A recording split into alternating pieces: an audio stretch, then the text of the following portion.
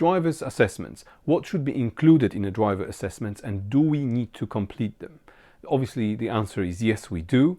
The reason is that obviously if as a transport company we want to operate safely and do not have too many accidents which are very costly, we need to ensure that our drivers know how to drive our vehicles and they do it safely. The best way to achieve this is obviously take the driver for driving assessment to check if they are capable of driving one of our vehicles by themselves. Obviously, the best person to complete driver's assessment is the properly trained assessor. However, if we don't have someone like that in place and we are in a small company, then we can also use experienced driver who knows what it takes to keep the vehicle safely on the road. Completing driver assessment involves much more than just checking if they can drive the vehicle forward and then reverse.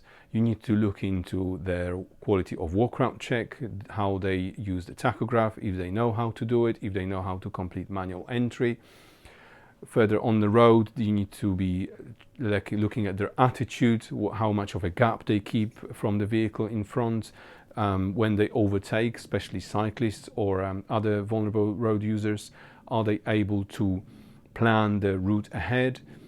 Do they use mirrors and general safe attitude towards driving? Now, fuel consumption is also going to be a very good point to look at. Ultimately, it's a very good idea to check the driving test points for the vehicle in question and use those for your assessment and obviously mark them accordingly.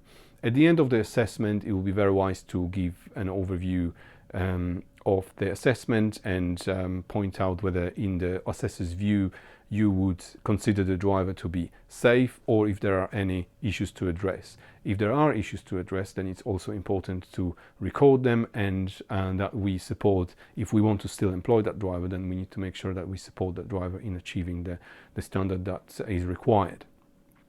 Now, keeping those records is very important and it shows a good compliance practice.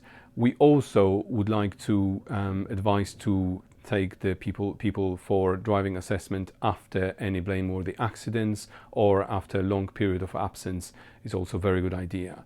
Then again, periodic assessments are also something that's worth looking into. Ultimately, we want to keep the records of the assessments on file and then we can always go back to them if we have to. Thanks for watching. If this was helpful, please give us a like and subscribe. My name is Roman. This is a Fleet Planner Compliance video.